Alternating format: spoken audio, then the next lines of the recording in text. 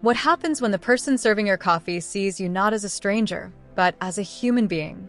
What happens when kindness becomes the bridge between two worlds that were never supposed to meet?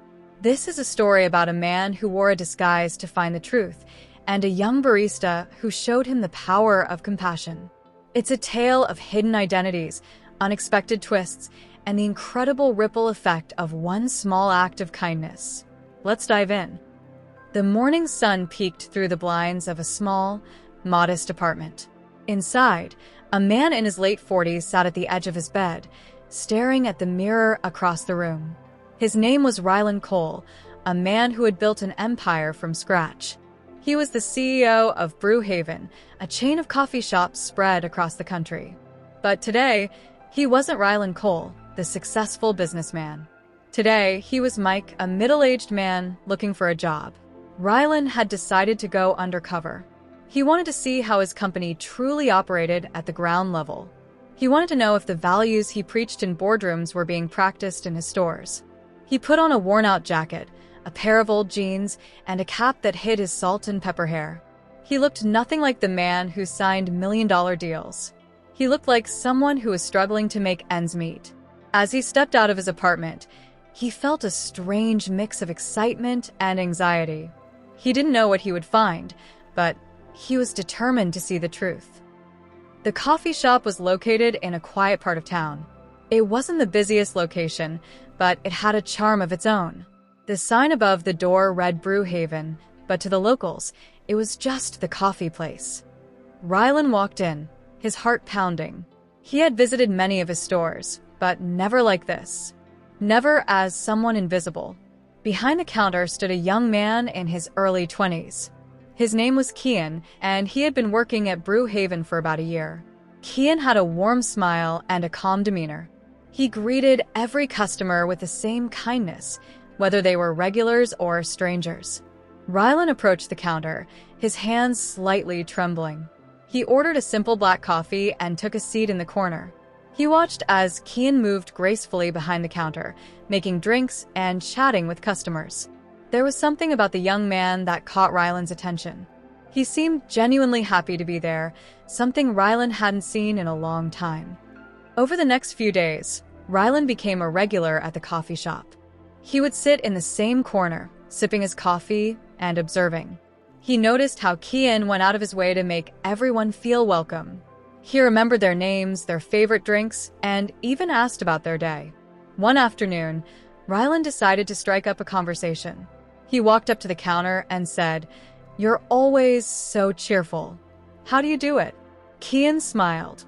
"I just think everyone deserves a little kindness, you know? Life's hard enough as it is."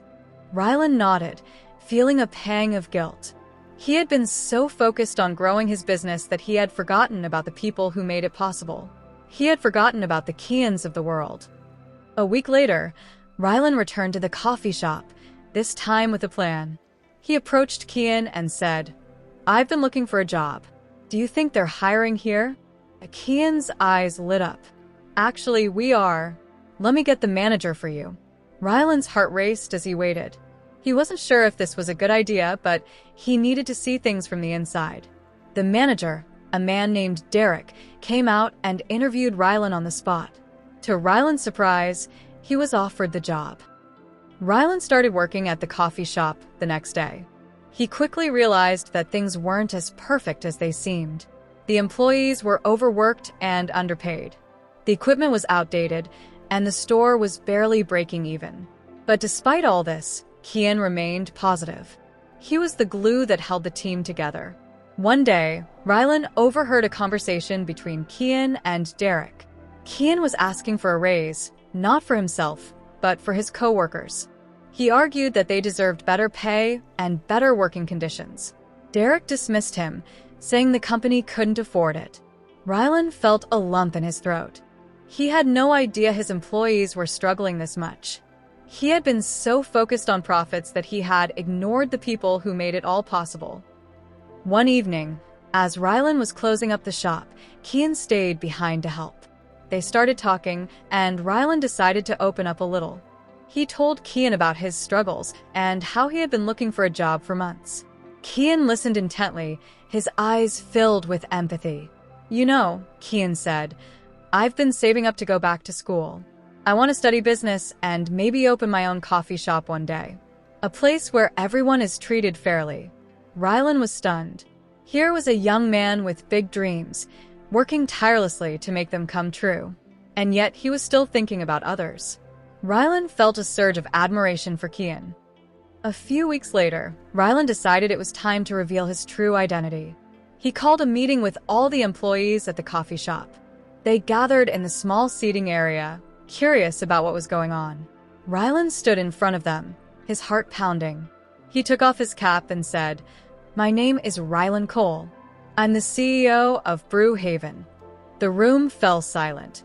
Everyone stared at him in disbelief.